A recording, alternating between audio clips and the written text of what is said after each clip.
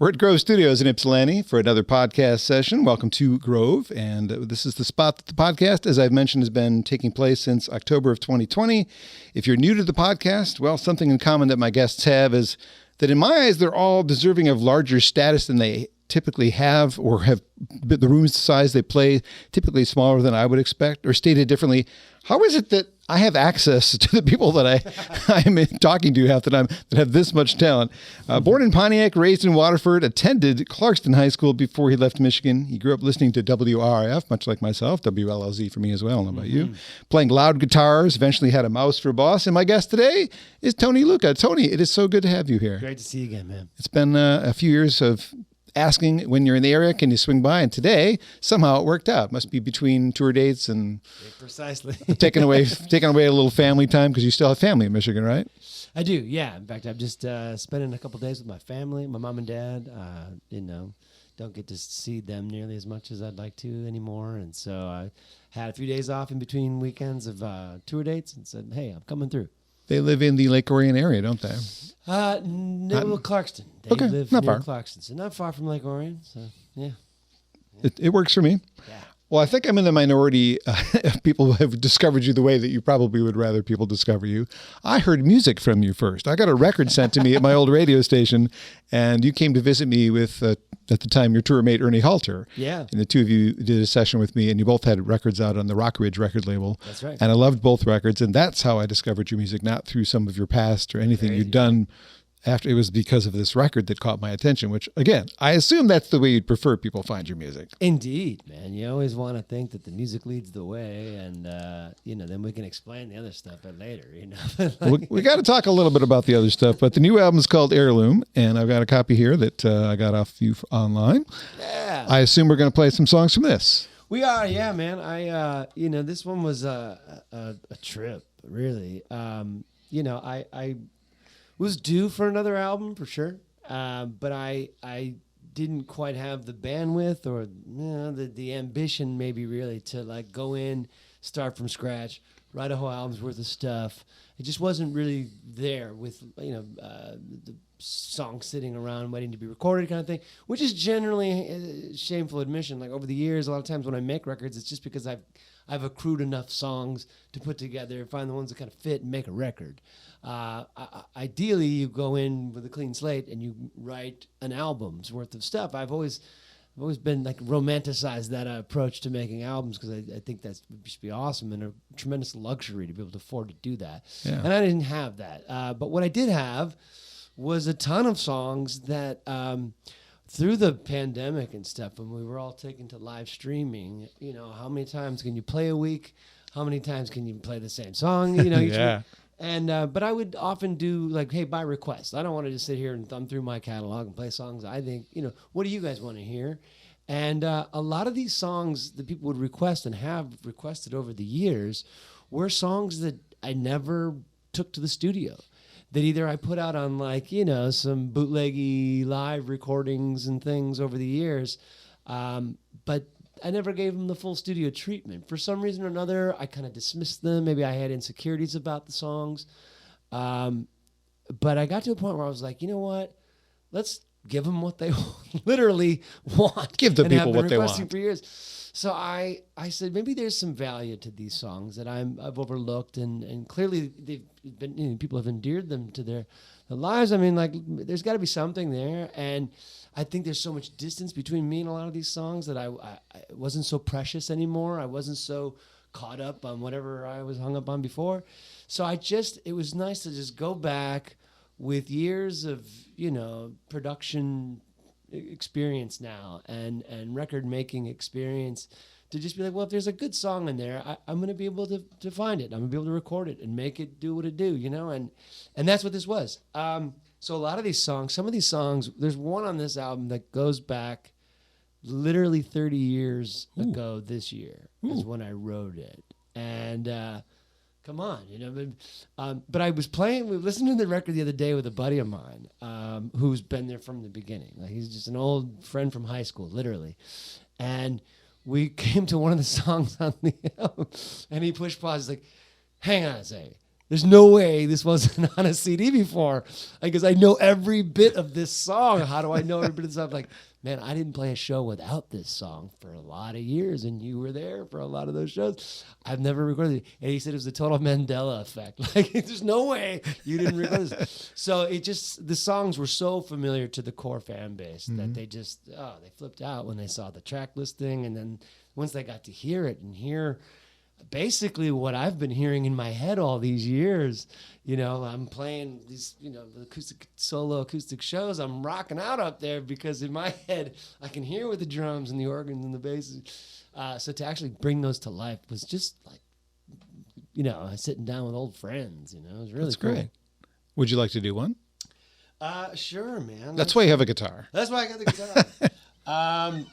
I guess what's bragging about it, the oldest song from the collection was one I wrote back in '96, man, and then strangely enough, when I went to go tour with In Sync back in 2002, playing like all these arenas, I had like a 20-minute set basically, and so I would play a few songs with tracks, backing tracks, but the acoustic and the vocal were live and played on top of it, and that was fine. Fair. But I would come out and play one by myself that I was just going to try to get people's attention with just me and the guitar. And this was that song, because like in a live setting, it was always, as a singer, it's a fun one to kind of get the crowd cooking and get people tuned into like, oh, this guy's making some noise over here. And it's just a basic blues song, but it was, again, so much fun to just revisit and throw down some chops on it and make it a fun song. It's always been a fun one and a big request over the years. So it's called In My Life Today.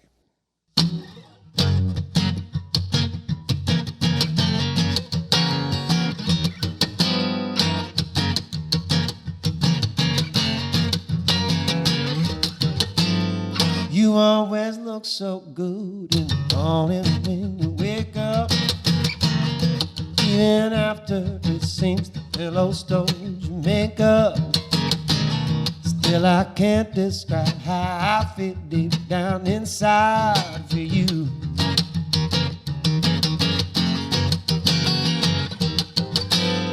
You always smell so good, kissing on your fingers. Even when you're gone, the smell of you still lingers. Be okay if I could just say what I'm thinking of you.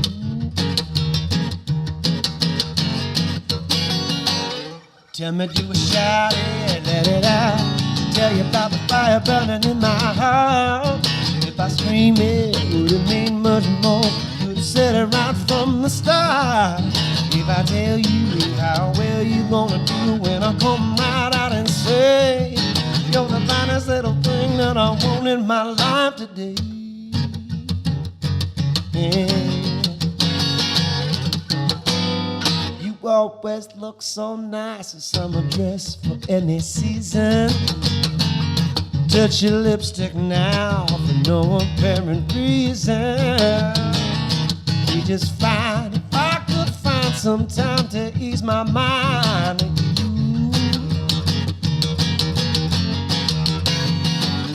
Now you know I've always been one for words. Now I don't know what I'm gonna do. Keep on thinking how I'm gonna get my stinking point across to you.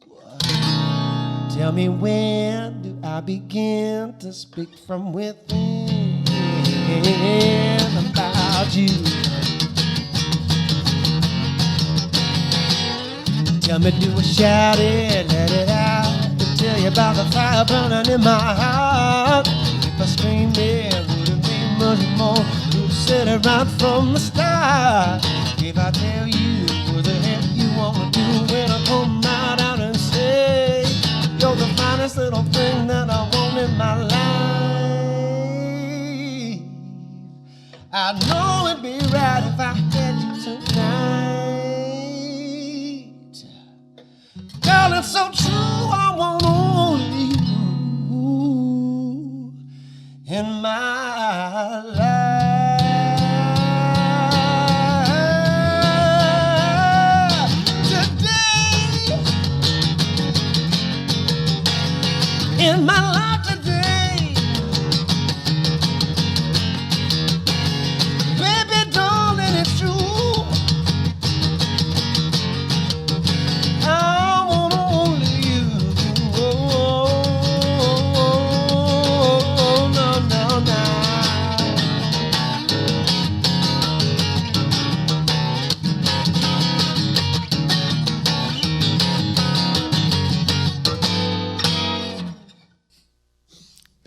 new old one from Tony Lucca, available on his 13th full-length record called Heirloom, finally available in my life today. Tony joining me on Acoustic Alternatives, the podcast, to talk about that and life in general. Yeah. This record has family, literal family on it.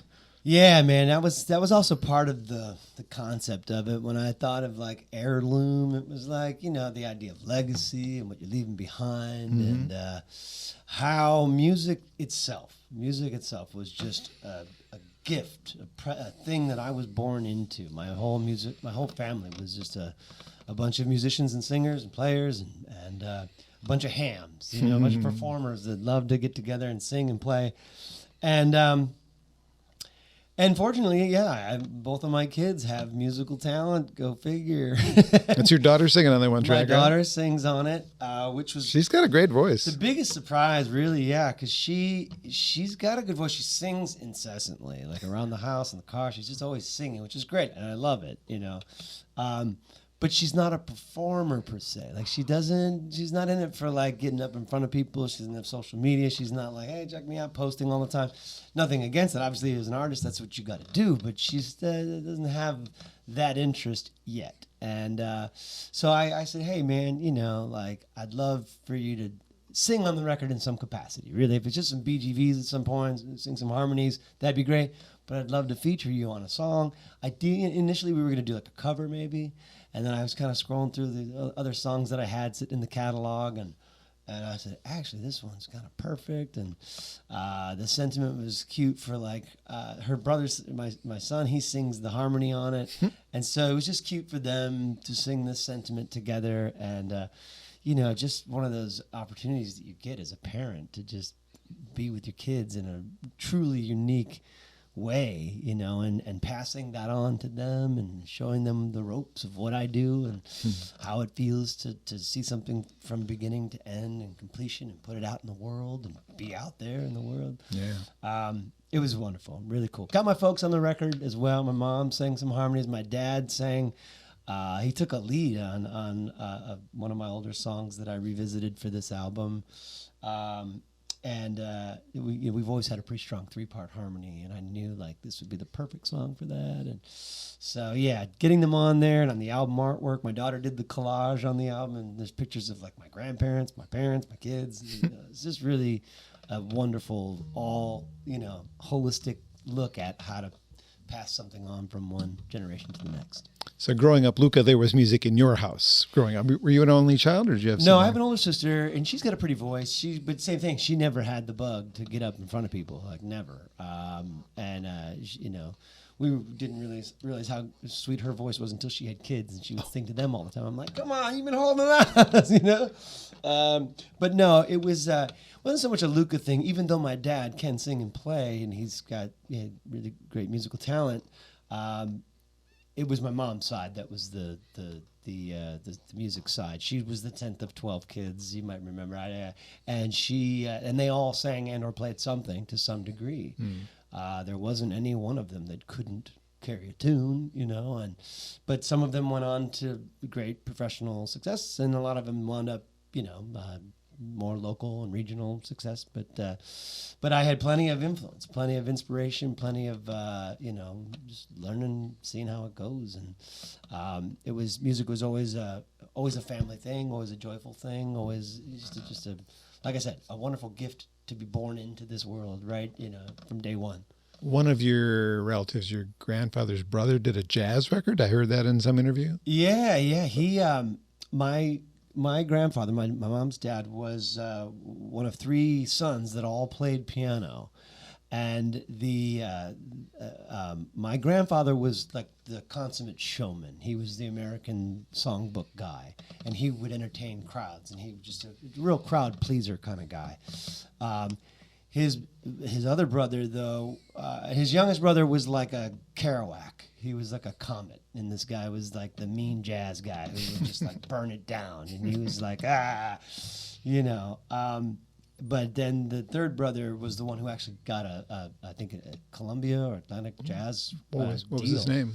Bob. Bob Lucca?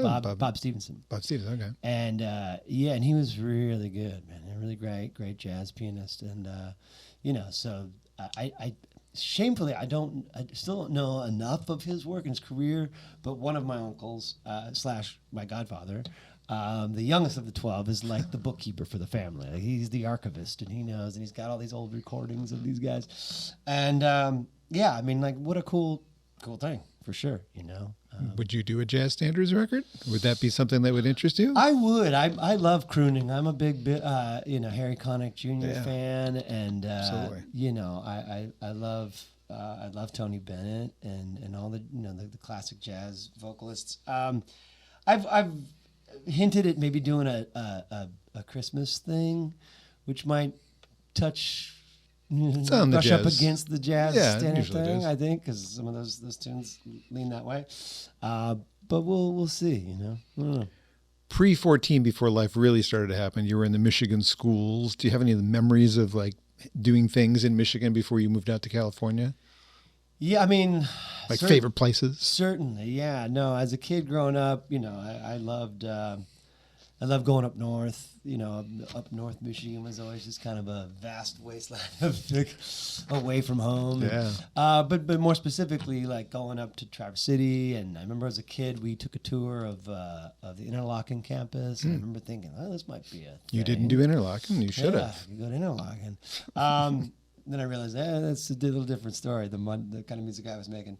But yeah, you know, like it wasn't long though before some of our first gigs were, you know, at junior high and high school events and stuff, and then you know, playing. I think we played for the Comcast local not public access, but yeah, I think they did like a.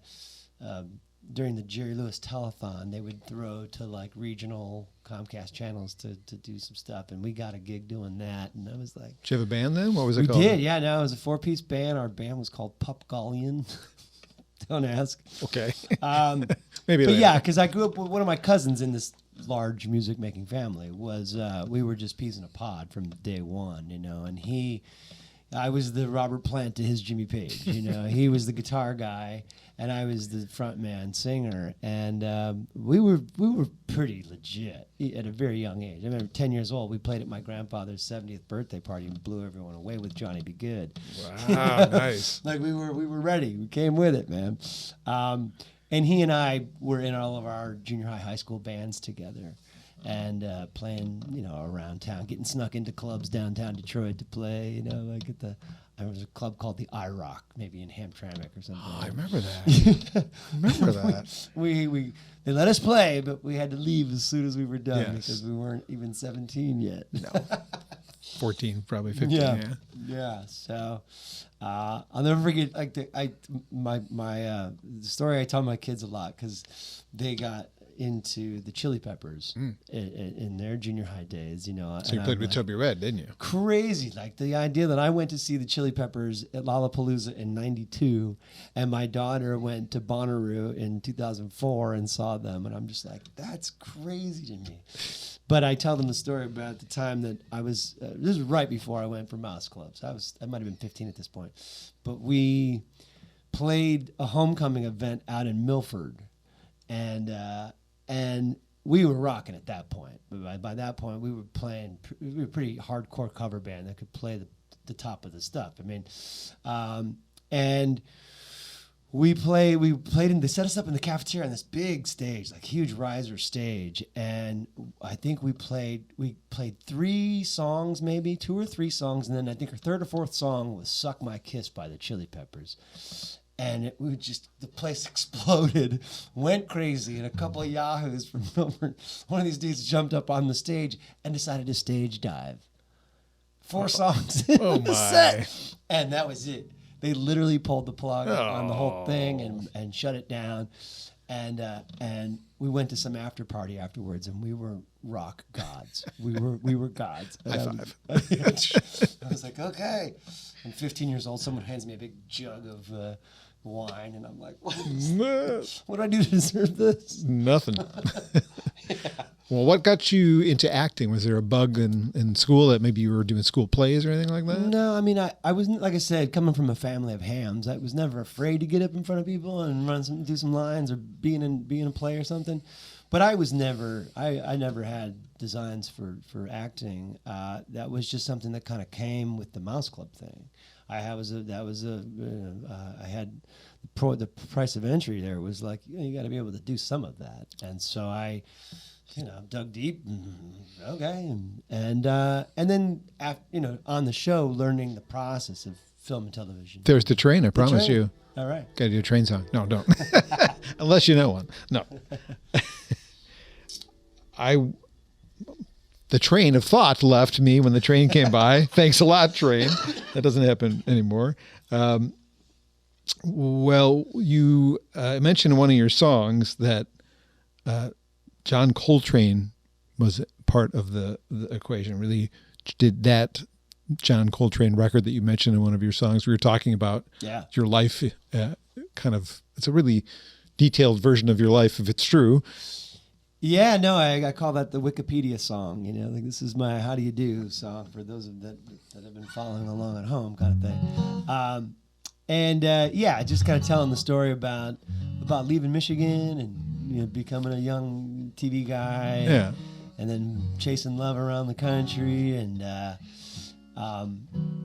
but it was also like that song started off as a joke. I was basically like one day just watching TV with the audio off, and just kind of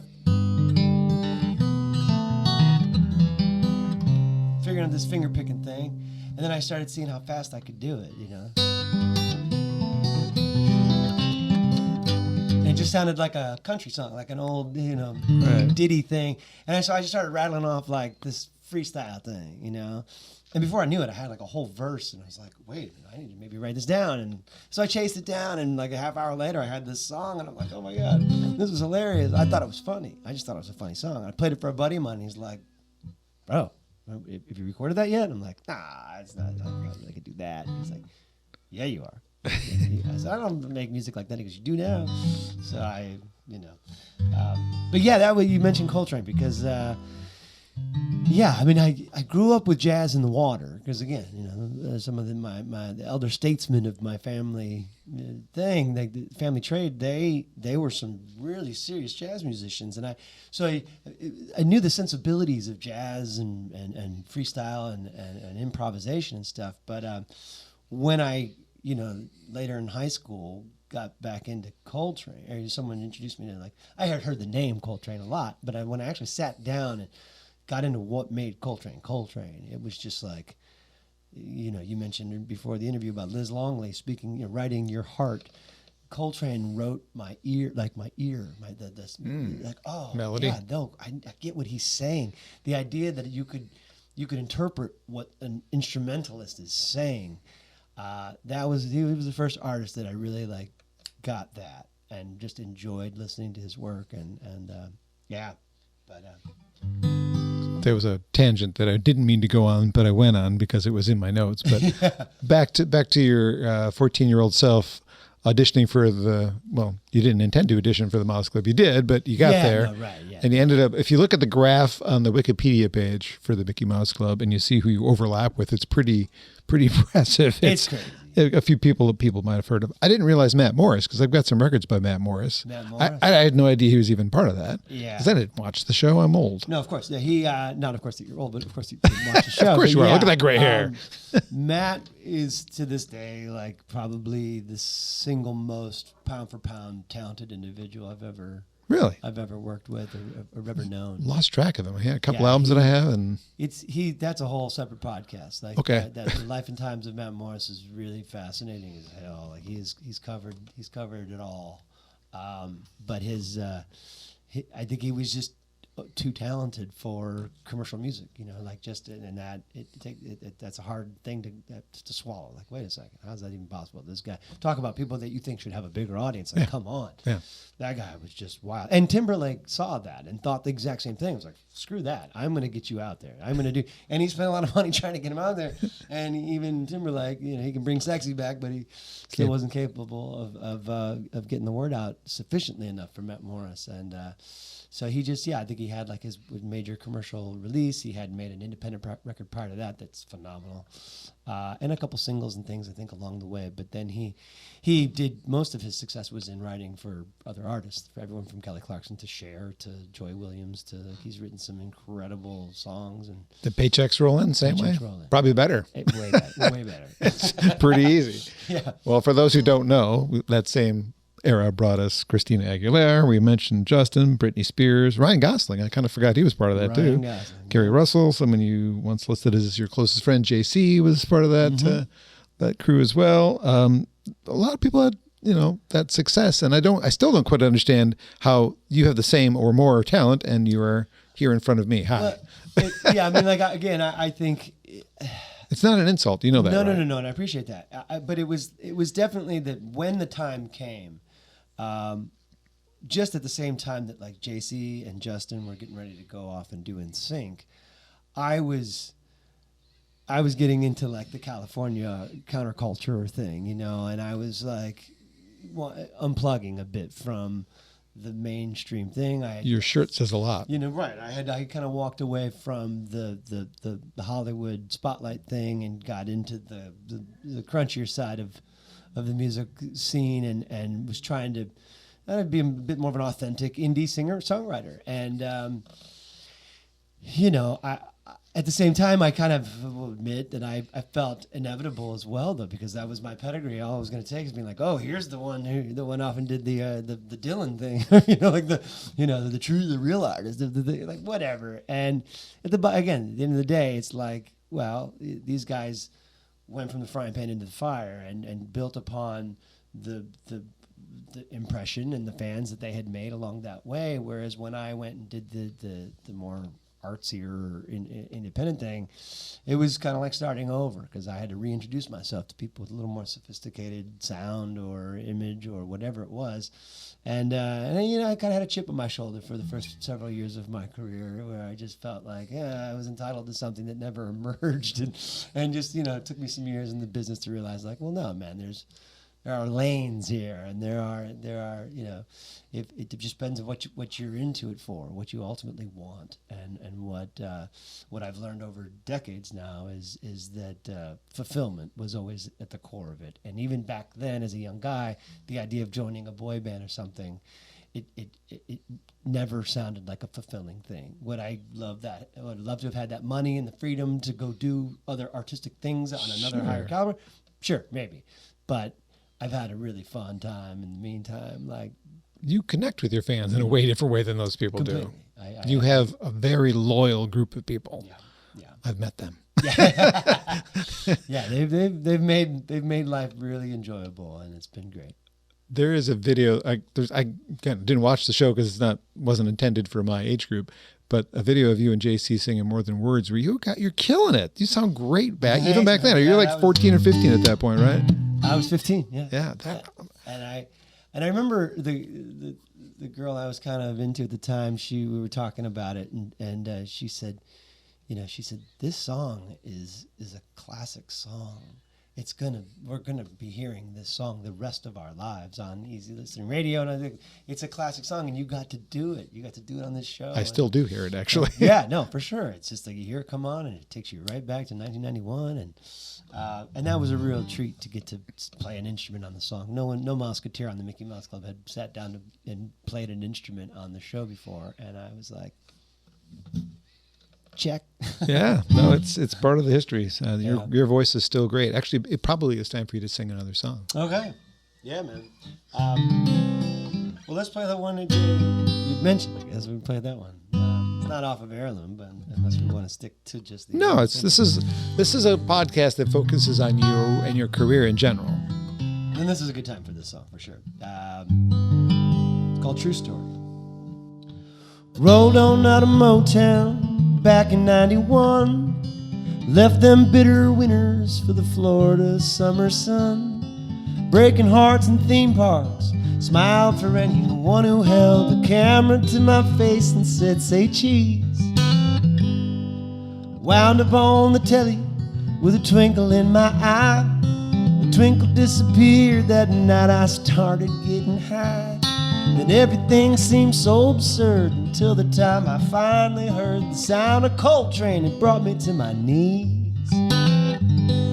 It's a long drive straight through the night, staring out the window, looking for the first signs of daylight. Just hold on tight with all of your might. You see, it takes the time it takes to get it right.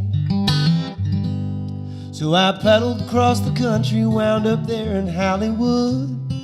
Left my high school sweetheart when I realized I could.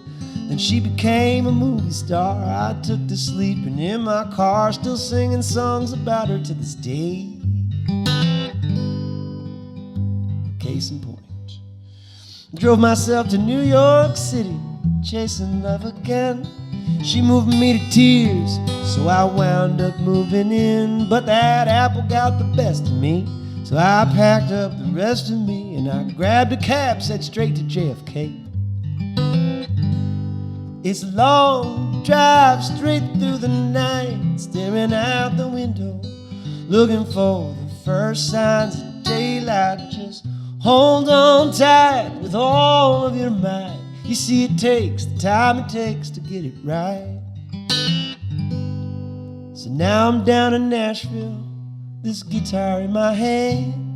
These days I'm only using words that I can understand. Singing songs I carry on, keep at it till I'm dead and gone. Maybe then my gravestone will say, it's a long drive straight through the night, staring out the window, looking for the first signs of daylight. Just hold on tight with all of your might. You see, it takes the time it takes to get it right.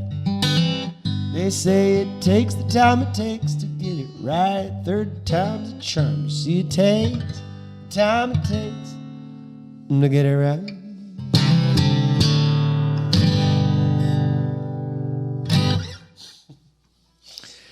I agree with your friend. That definitely needed to be recorded. True story. Track from Tony Lucca on the Acoustic Alternatives podcast. We are at Grove Studios. This is a spot in Ypsilanti that you, if you're in the area, Detroit, Ann Arbor area, could also rent as a space to use for a podcast like I do. There's actually a podcast table to my left. I decided that I prefer this for these kind of performances because we get better videos.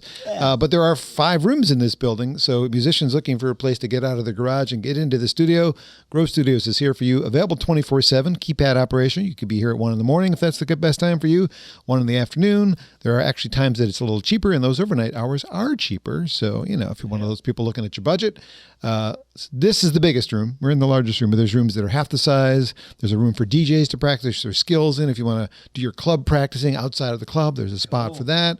So I'm so grateful. If Grove had not invited me to this studio and encouraged me to be part of their, I'm not really part of the team. I'm not an employee here. It's just, without them, there would be no podcast. You and I would not be doing this. Nice. This doesn't work at WEMU where I work on a daily basis because you don't play the kind of music I play there. Yeah. But this is the kind of music I love to promote because this is where I live, musically speaking, for the most part in this singer-songwriter world where Tony's from, doing these, rock songs, but on acoustic guitar, essentially. Exactly. Because he's really kind of a rocker at heart. So thanks to Grove Studios, grovestudios.space. Check them out. They also sponsor a segment that I do on Sonic Coasts, which is called the Acoustic Coffee Break. And the performances from all of my sessions, including the one that's happening today, will be featured at 3 o'clock each weekday, just randomly.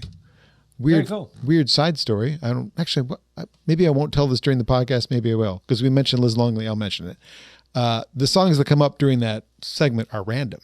And the Thursday that Liz Longley's song called Funeral for My Past came up was the day of my father's funeral. So that was just like a week ago. Wow. It was very like, whoa, hello, universe. Yeah. And I did not plan that. So anyway. Oh, man. Sorry for your loss. Thank you. Yeah. Well, eventually the Mickey Mouse Club ended, and the song that you just sang included a little reference to an actress who's Americans. I love that TV show. Yeah. I really enjoyed her in that. But you guys were also in something that Aaron Spelling put together that was a really short-lived thing. I don't remember Malibu Shores. No, thank God. It was, bad. I always say I'd probably still be in therapy if it had been long-lasting. It was what they call a mid-season replacement show back in the day before streaming, obviously. Yep. there was the fall TV preview, and all the new shows would debut in the fall, and if they didn't cut it, like come the halfway point in the season, they would cut those shows, and then they'd have to have shows queued up and fully produced and ready to replace those shows. This was one such show. So if you come in as a mid-season replacement show, you've already got the deck stacked against you, and it's really hard to kind of, you got to be really good to break through all that. And then they gave us like a death sentence kind of Saturday nights at 8 o'clock or something stupid. And it turns out, I think it was just an old favor owed to spelling from NBC. Like they owed him a favor, and they thought that was going to be the thing. And they, thanks but no thanks. They kind of screwed him on the time slot, but. Yeah, it was an interesting thing. The show was called Malibu Shores, and myself and Carrie Russell, my former co-star from Mouse Club, co-starred together, playing opposite each other, and we were dating at the time and living together, which was just really surreal in hindsight, of course. It was bizarre at the time, but it was just more trying than it was like, what the hell? How did this happen? But it was also where I learned a really kind of strange, important lesson that was going to serve me quite well going forward, I think. And that was that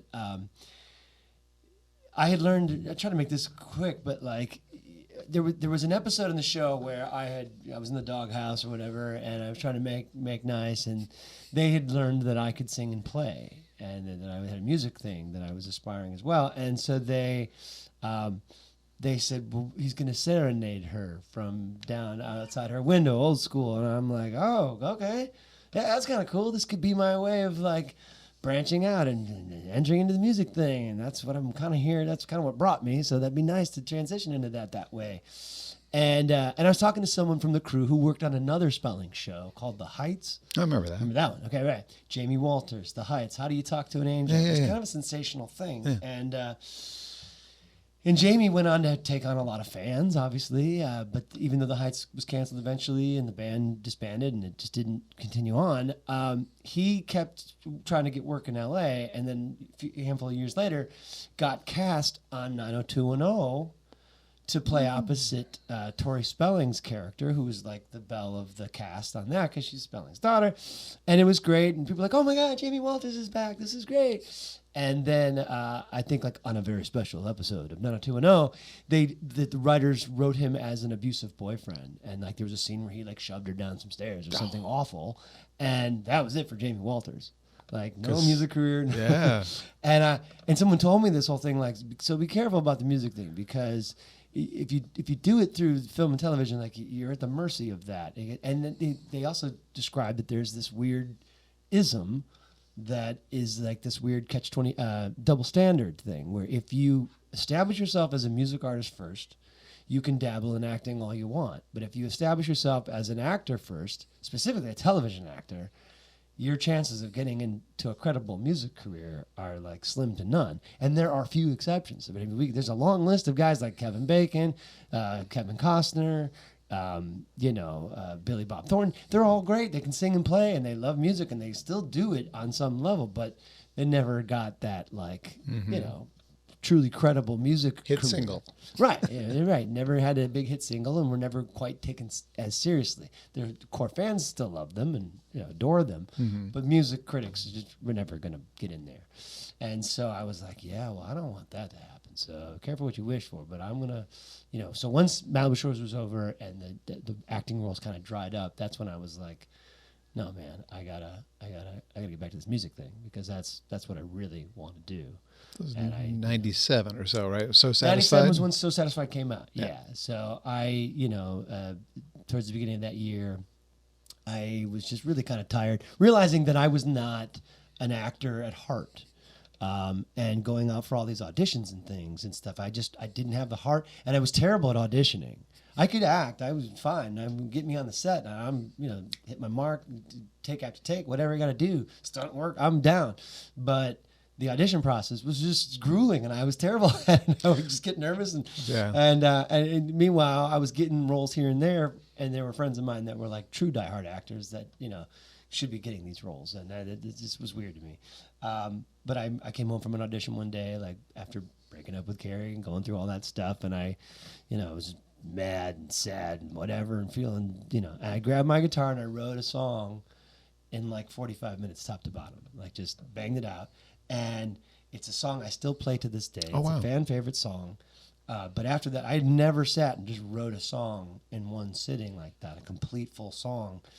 And I just was like, whoa, that's what I want to do. And Made your heart smile. Yeah, exactly. And I called my manager and I'm like, I hate to break this to you, but I'm done. I'm going to take my money and I'm going to make a record.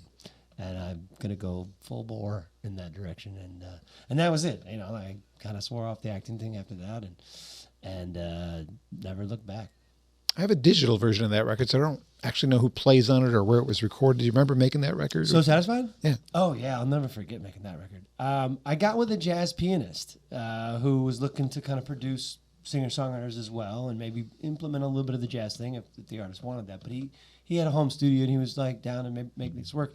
But I wanted to make a jazzy kind of record. I want to take and do like, Norah Jones meets Sting. It was before Norah Jones, even in 97. But like Sting, Bring on the Night, like get some heavy hitter Brand jazz for Marcellus, cats to come on the record. Hakeem. So we did. We made like a jazz singer-songwriter album that was so sophisticated and so like. Who was on it?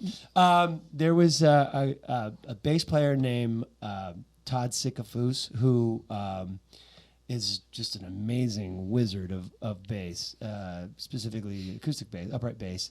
He years ago became Ani DeFranco's bassist and toured the world with just the two of them, him on upright and her doing her thing. And whoa, he learned her entire catalog before he took the gig. And I'm like, what? Just incredible. Todd Sikafus, John Rangel was the pianist producer. There was a guy who played percussion on it named Fred Walker who one day decided he was going to turn his life around, and he started with his name, and he went by Durf Recklaw. Totally wild. My cousin Cole, it was my first album, and he was my brother growing up, like making music, and I wasn't gonna do this without him if I could help it. So I had him come out. He got to play guitar, Larry Carlton style guitar with like all these jazzers, Thomas White was the drummer at the time. A couple other featured players that jumped on there, but otherwise, yeah, it was just awesome to be in the studio for days on end and just making this record and hearing these songs come to life. And That's cool. It was unforgettable. Well, we mentioned earlier, 13th record is Heirloom, the one we're talking about today. Tons of EPs, some live records, a couple of DVDs. I got one of them here. Oh, my gosh. I have to mint, yeah. Yeah, that's right. I'll tell you later how I acquired that one. Okay. Songwriting, apparently, was a little bit difficult for this record because you went back in time. But in general, do you like songwriting on your own or do you like songwriting with others? Because I know you're doing both. Yeah, no, I enjoy writing alone when it happens, and it just seems to kind of I don't make nearly as enough time for it as I should be at this point in my career, but I since moving to Nashville and learning the whole Nashville co-write scene and becoming a member of the writing community down there, you realize having 2-3 sets of eyes and ears on it, you're only going to get a better song. There's no way you're not going to get a better song. Someone told me early on when I got down there, okay, yeah, but you still got to write alone enough so that you can trust your instincts. That can really take more chances than you would with other people in the room looking over your shoulder. You got to maintain that sense of freedom and that making strong choices on your own. And that's been true. That's been really true. I have the last few years kind of really dove deep into the custom songwriting thing, which basically, people contact me about writing a custom song for like an engagement or a marriage or an anniversary or a loved one or the passing of someone or whatever it is, and I get them on a Zoom call and You'll learn all the things you need to know. I analyze them. Yes. And then I write a song by myself using all of their inspiration, and all it takes is a good framing a good story and finding a good title and everything that they share with you, and then I'm able to write like the wind. It feels great. And so that's where I'm still getting my solo write time is on these custom songs. But yeah, I become a better songwriter after every co-write that I have, even the ones that are shit that you don't come home with anything. I'm a better songwriter now. Well, like at any job, you should get better the older you get, Exactly. like the more you're doing it. Yeah. Oh, we're getting a call from Stacy P. from Plymouth. Oh, she wants to know, does melody come first or do lyrics come first or does it kind of depend on the song? It's been an age-old question, man. And yeah, early on when I would write, it was usually started by the guitar sitting on the couch, just like coming up with a cool riff. Noodling, yeah. These melodies come, a vibe, a mood comes, and then you find a lyric to match it. That would be the thing. Occasionally, like I'd be walking around town or going on a hike or something, and a melody would come to me with maybe a lyric to it, like, oh, okay. And then you got to get home and get to the guitar and find the key that it's in and learn the song you just kind of wrote. That's always been fun as well. Then again, I get to Nashville and you find out how they write in Nashville. 9 times out of 10, all the great songs, certainly all the country songs, most of the country songs, start with the title. Yeah. You build it around that. That's the ultimate takeaway from a song is a title. Like when you can, hey, have you heard that song, Let the River Flow, whatever. Yeah, Let the River Flow. Oh, yeah, I remember that song. Yeah, because the title spoke to the rest of the rest of the song just points back to that title. And a good title, you can sit there and be like, I remember was in a writing session with this lady one time, and she was going through a list of titles that she just had on her phone. And one of them was Seeing Angels. And I'm like, ooh, yeah, no, I like that. And we sat there, me on one couch, her on the other, and we talked about it. We philosophized about, like... What does it mean? Yeah, like, brainstormed, like, all the various angles that you could reach. And then we got to it. We're like, yeah, oh, man. It's like a good hour and change before I even picked up the guitar to start playing through it, And so I've really come to enjoy the title thing a lot. And so I've tried to get better at acquiring and accruing like a list of great titles. Maybe I'll share some with you. Okay. I've been writing poems, not recently, but in my lifetime, things that I can't put to music because I don't have that talent at all. I have a different write talent. a word, get a third. There you go. That's the rule. Well, your career has taken some turns. We talked about the acting thing, but it seems another did you really need to do that? But you did. Earlier in your career, season 2 of The Voice, a 4-chair turn. Yeah. When at that point, I mean, it seemed like your name was already known. Maybe, I don't know. Yeah. I was watching, but it was strange to go like, I already have records by him. What is he doing on The Voice? I mean, like, that was a lot of the fans were like, what? It wasn't a bad thing. I actually liked that show. Exactly. It was a timing thing for sure. Like most things, it was a timing thing for me in that like I had made a handful of albums at that point and felt like that body of work would always speak for itself. And I, don't have to live it up or down. It's like, that's what it was. And I'm proud of it. I had certainly kind of reached a plateau of exposure and ticket sales and album sales without any major push behind what I'm doing as an indie artist, and navigating the changes from like MySpace to Facebook, and this is pre-Instagram and TikTok and all that stuff now, like trying to figure out all that stuff. So I was like, well, maybe there's a thing here, and it seemed like a cooler thing than Idol, even though I don't think I was ever eligible for Idol simply because of the record contract, record contract thing. And okay, you mean to tell me that people on this show can have had success or careers and they're nice to their guests, and they let these people, they let these people kind of get a second crack or expand their brand or whatever, and then the Christina thing, obviously, like it just was like I kind of have to see what would happen if I went and did this, and the curiosity killed the cat. It's a little awkward, wasn't it? So I was like, you know what, I'm gonna do it. I'm just gonna go. I'm gonna see how it goes, and it, to a great degree, it had that impact. Like I was able to go back out on tour after that, and you know, like everyone came out of the woodwork. All the old fans that maybe died off, they were like, "Oh, he's back!" And Congrats. they came out and made a lot of new fans, and was selling a lot more tickets and more merch, and things were. It was great. It really kind of gave my career a second wind at that point, which helped me through another handful of albums. Awesome. And, Do you have people that come up and say, "I saw you with Maroon 5, touring with you"? Yeah. Exactly. You know, like, hey, man, a lot of people in the industry that didn't know who I was at that time. So when? All eyes were on that show Yeah, in no. season 2, and it really kind of tapered off after that. And I was like, okay, I had a moment when the show was having a moment, and hey, let's go. I've been occasional watching it. Usually when I know somebody from Michigan is on it that I've had interactions with, the Laith El-Sadis and the Joshua Davises, Michelle Shamuel. I mean, people that I've interviewed in different occasions when they were just, my friends from the local scene. So that's usually what gets me to watch it. Yeah, Or Michelle's a Nipsey girl, right? Yeah, well, she was. I don't know where she is anymore. Connecticut? Maybe. I lost track of her.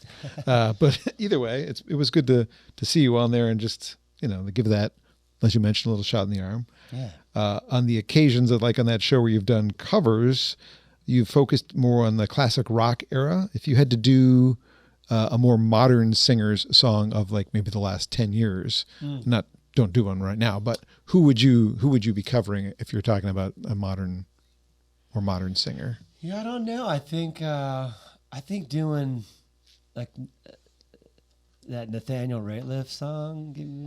SOB? Yeah, that would have been a lot of fun to try to pull off. That'd be fun. You can let me say 99 Problems, but a bitch ain't one. Right. I mean, kind of. But no, that would have been a fun one to get after. But that was around that time too, though, so I don't know. Yeah. I don't know, man. As far as like artists that are out now that in the last 10 years or so that I would have liked to have covered, I don't know. Maybe. That's a good question, man. You got me thinking. Well, you were warming up with Jolene, which you did release technically to your supporters on an Heirloom Covers EP, which is really, really good. Thanks, man. Yeah. I mean, pulling out Bluer Than Blue was like, ooh, that hits a soft spot in my... I love that song. That was my first favorite song. Really? Yeah. Ah, cool. I mean, just hearing you sing it was just, he nails that. A Case of You, We're in Joni, that's probably my favorite Joni song. Yeah. River, too, the same thing. Exactly. It's hard to pick one of those two. Yeah. But just it's nice to see you pulling those out again, but that seems to live only for people who supported you in the Heirloom pre-sale. Yeah, it was, I couldn't arguably, I wasn't going to like try to sell that or put that out. Licensing costs and all that. All that stuff.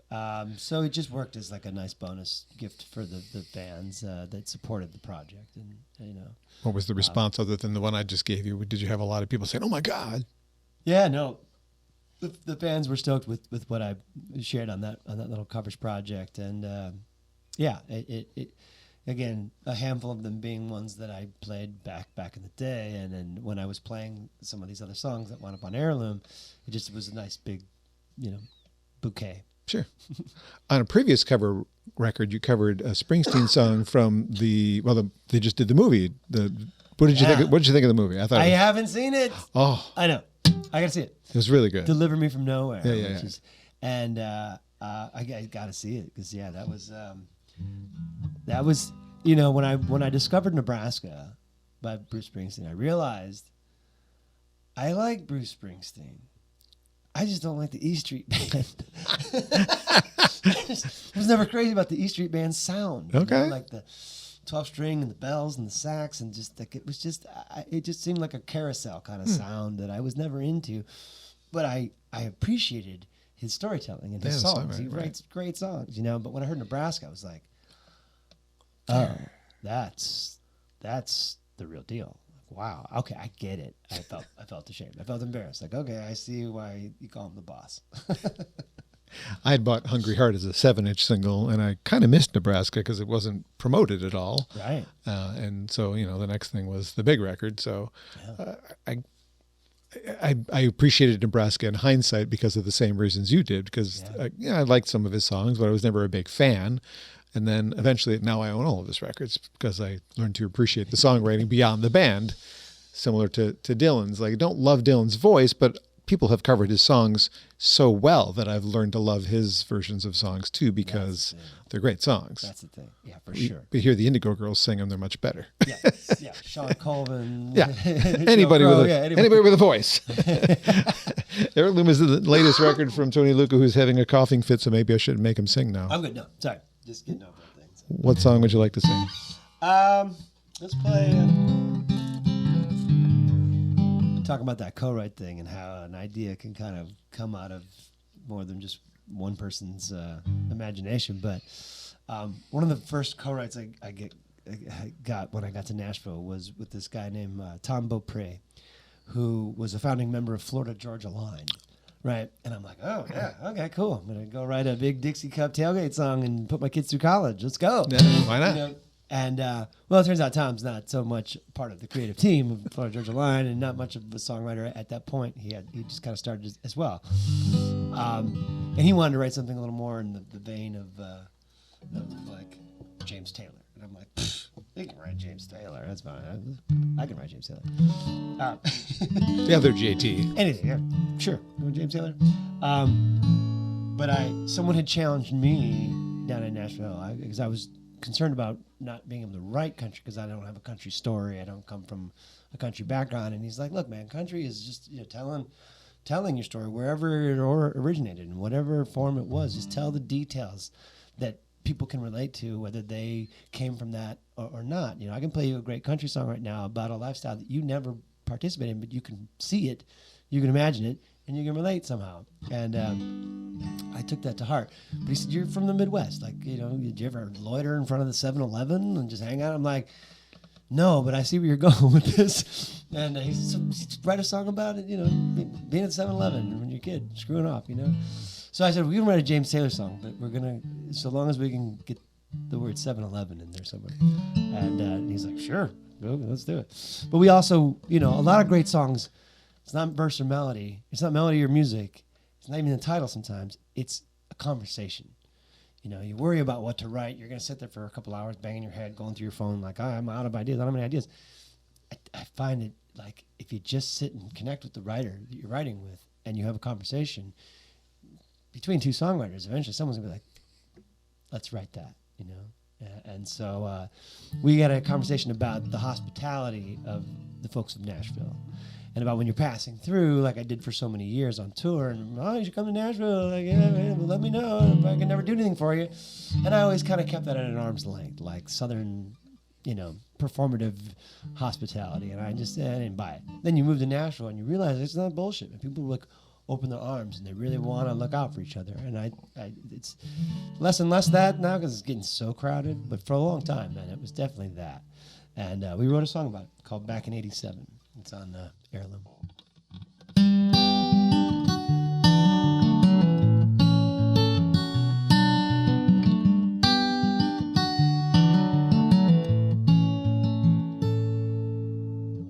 Back in '87, the Main Street 7-Eleven, Kenny called you out for kissing Christine.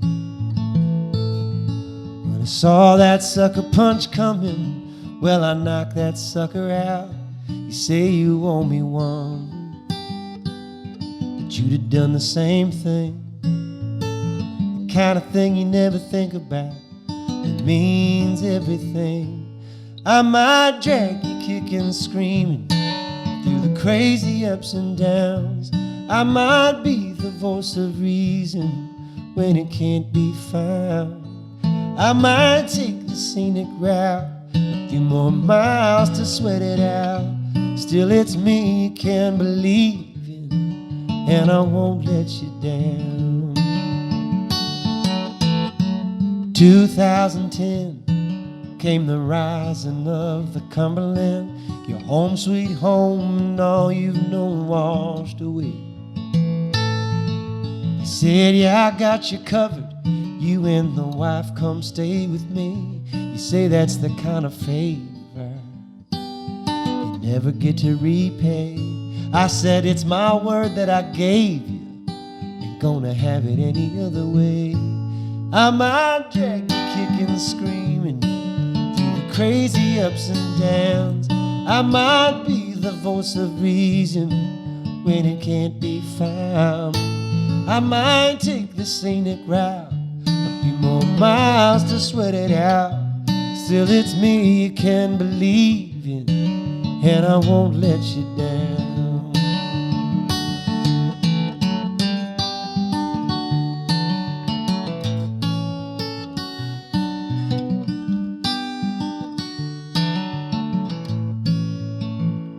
You say you owe me one, but you'd have done the same thing. The kind of thing you never think about, it means everything. I might drag you kicking, screaming through the crazy ups and downs. I might be the voice of reason when it can't be found. I might take the scenic route, a few more miles to sweat it out. Still it's me you can believe in, and I won't let you down. Yeah, it's me you can believe in, and I won't let you down. You might give me every last reason, still I won't let you down.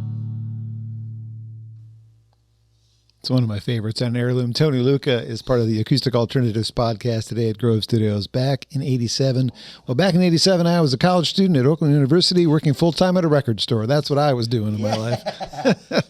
Those 10 years working in record retail really informed the rest of my life, quite honestly. Yeah. Without the knowledge that was poured into my head during that time, I don't think I would have grown up to be who I am today. Wow, I love that. That retail experience, too, really taught me how to treat other humans. Oh, my God, right? When you get treated poorly by another individual, you go, I don't want to do that.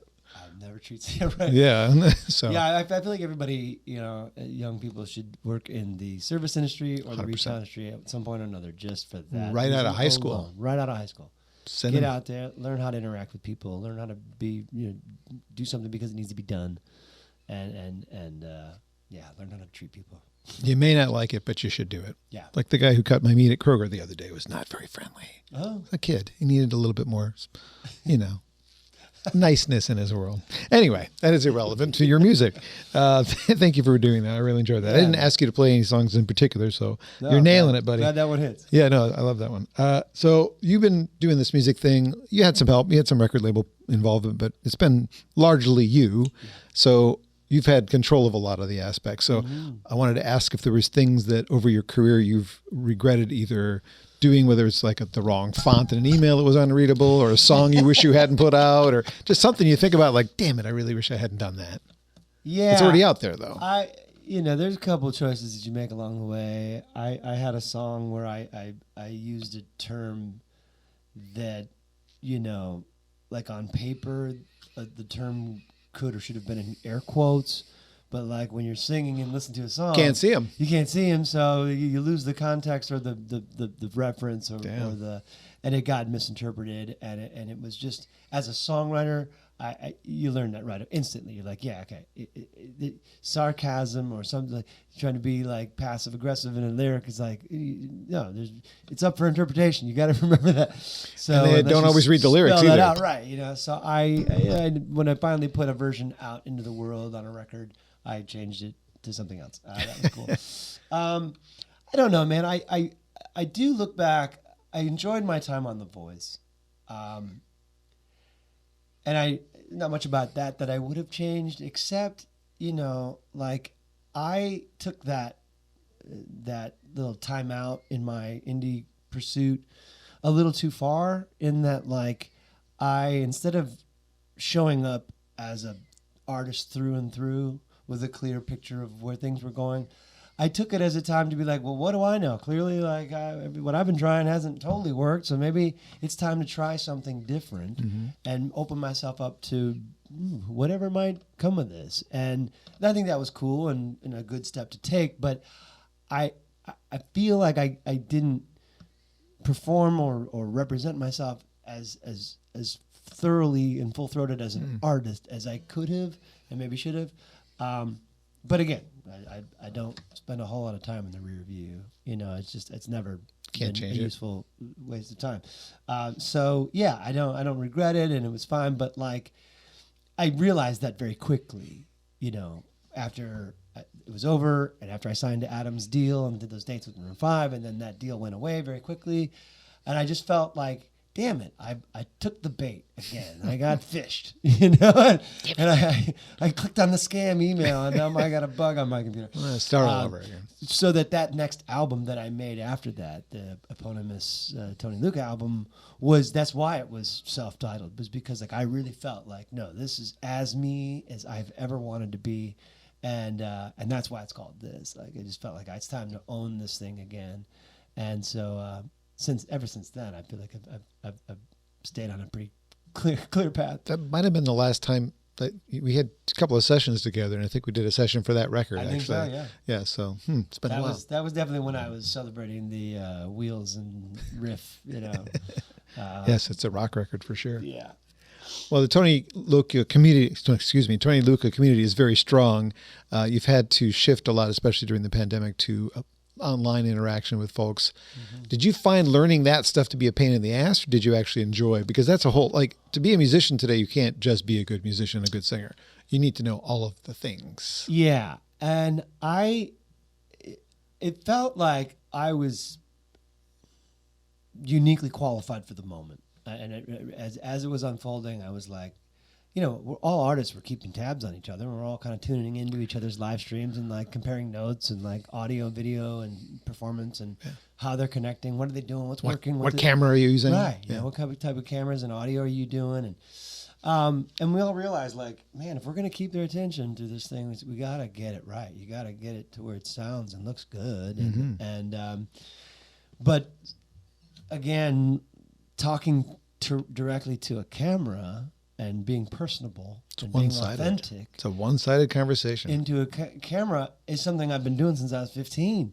So it's like, because I'd watch some friends of mine who are the best, in my opinion, of like the singer-songwriter, performer genre, but seemed really awkward and uncomfortable and like off-putting or whatever in this live stream, era we were dragging ourselves through.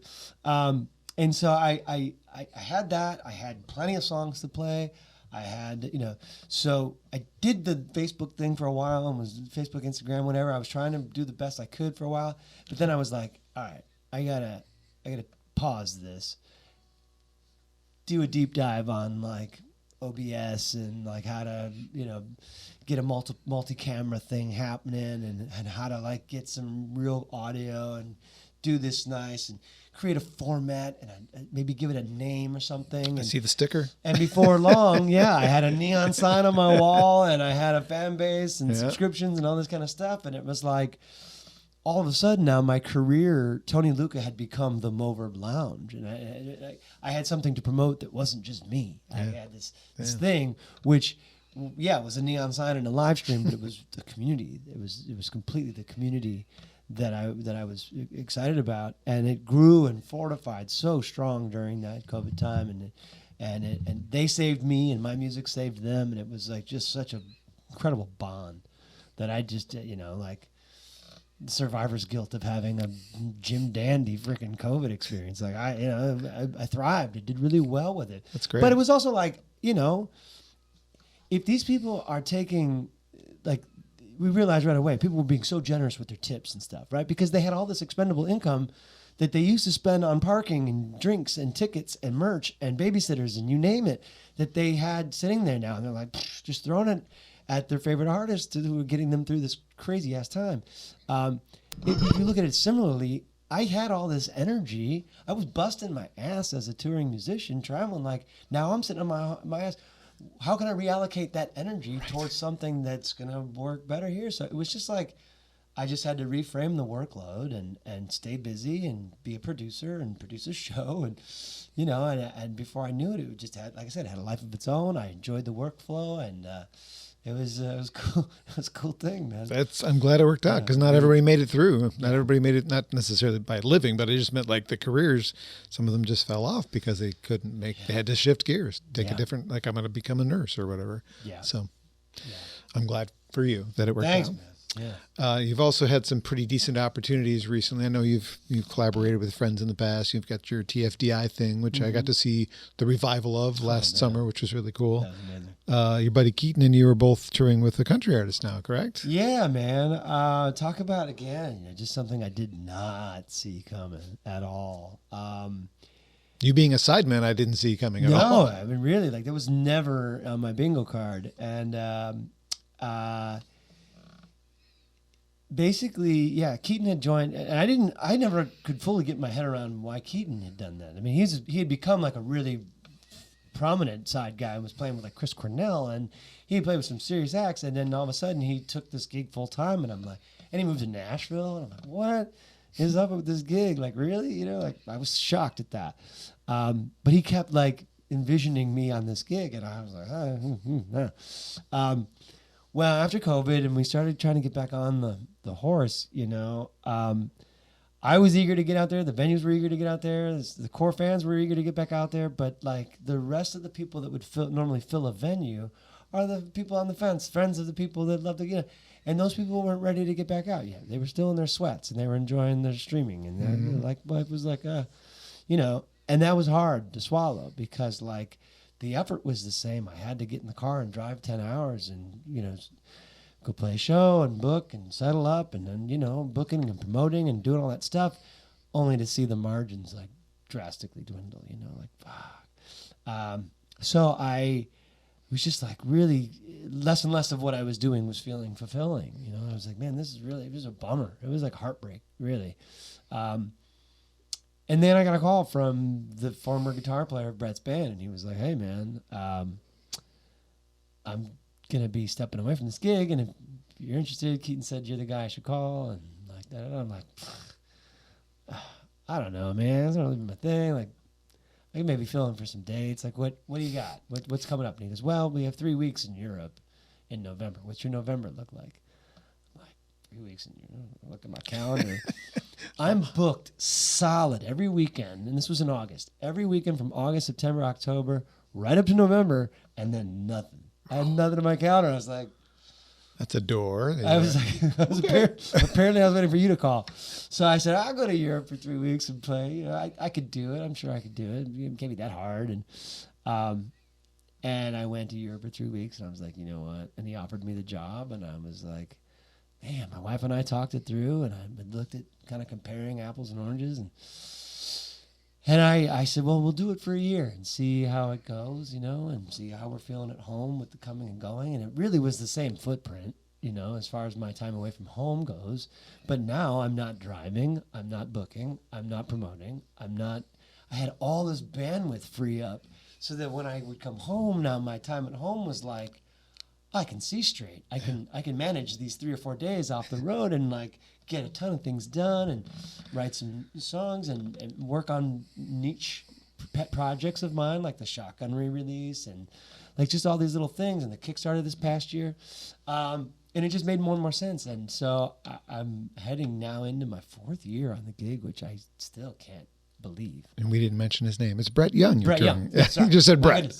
I knew it was, Brett. but the listener may not. Brett Young, yeah. You know, he's had a lot of success. In and around COVID time, he had like 7 straight number ones, which was just pretty magical. Which in country is you know a modest amount of number ones, but he's got, you know, he's in most genres, you're a legacy artist at that point. Yeah. You're going to be able to tour the rest of your life with all those number ones. Yeah. And one of his is a certified diamond now. And so to be able to get out on stage each night and play the opening riff of his certified diamond song to thousands of people each night, it's so much fun. And I'm constantly bewildered at how adjacent it is to the dream I had as a kid. Yeah. Playing for thousands of people up on stage, right? You know, being a semi-rock star, you know, even though it's 20 feet away from where I might have envisioned myself initially, like, it's the same ride, man. It's the same roller coaster, and without all the stress. Yeah. And so I love it. I really do. I enjoy it, and you know, I eventually want to get back out there with the fans and get back to touring and stuff, and that'll happen in time. First time I used this room for a podcast, I was recording a band because I couldn't do it in the smaller studio down the hall. And you're standing in the same spot as one of your Brett Young bandmates, Katie Larson from The Accidentals, was here with The Accidentals. And I actually had to scrap the session because the sound didn't turn out. No. Yeah, I know. So they sent me some live footage and we just did a Zoom interview. It's the only Zoom interview I've done. But anyway. Well, let's wind it up with another song from Heirloom or wherever you want to go. You don't have to do an Heirloom song. Okay, yeah, man. I'm going to look at the clock real quick because I know we got a booking right after this and I got to get out of their way. Oh, crap. Okay. We got time? We got one more song. Quick one? Okay. Then I got to get out of their way. All right, well, this is another one I was talking about, the title thing, and this guy brought in this title one day. I was like, man, it's so good. From the top and the bottom of my heart was his idea, and I'm like, oh, so good. So this is the one I got my mom to sing harmony on because it kind of has like that lullaby vibe to it, and I just remember as a kid, she always had a great, great voice. But yeah, top and the bottom. Darling, rest your eyes and lie beside me now. I'll do my best to ease your mind somehow. Just try and let it go. And baby, save your troubles for another day. I'll stay right here and you can dream away. Just in case you didn't know, I love you from the morning to the dead of night, like a high tide to the pale moonlight. There ain't no ending and there ain't no start. I love you from the mountain to the ocean floor, all the way from here to heaven's door, from the top and the bottom of my heart. Sometimes I know that I ain't all that I should be. It's like I dropped the ball and I can't see what should be so clear to me. And other times it's like you don't even have to say a word. Your lips don't move, but I've already heard you tell me my love is all you need. I love you from the morning to the dead of night, like a high tide to the pale moonlight. There ain't no ending and there ain't no start. I love you from the mountain to the ocean floor, all the way from here to heaven's door, from the top and the bottom of my heart. Oh, oh, oh, oh, oh.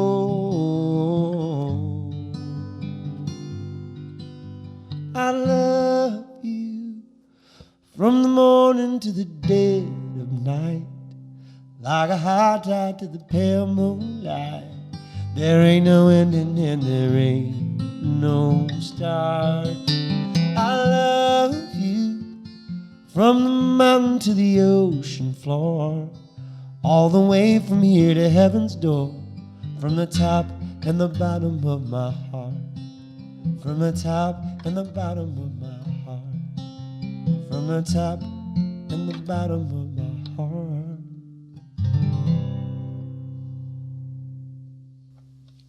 So beautiful. Tony, thank you so much for spending time with me today. I really enjoyed Always our conversation. Pleasure, it really is. Yeah, just enjoy your insightful, well-considered questions. And you're great, man. Thank you.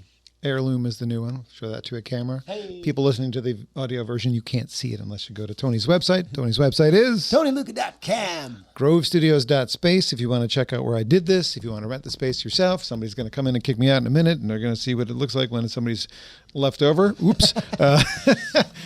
Good safe travels to you on the road, and I will see you tomorrow, although that doesn't count for people who are listening to this because that will be in the past, but I'll see you at 20 Front Street tomorrow. Right on, man. Thanks so much. Take care. Next session is coming up. It's number 99 in the series of podcasts I've done. I met this couple when they were not a couple, and now they are. They were married to other people when I first met them, and now they make great music separately and together. Rochelle Clark and Jason Denning up next on the next podcast.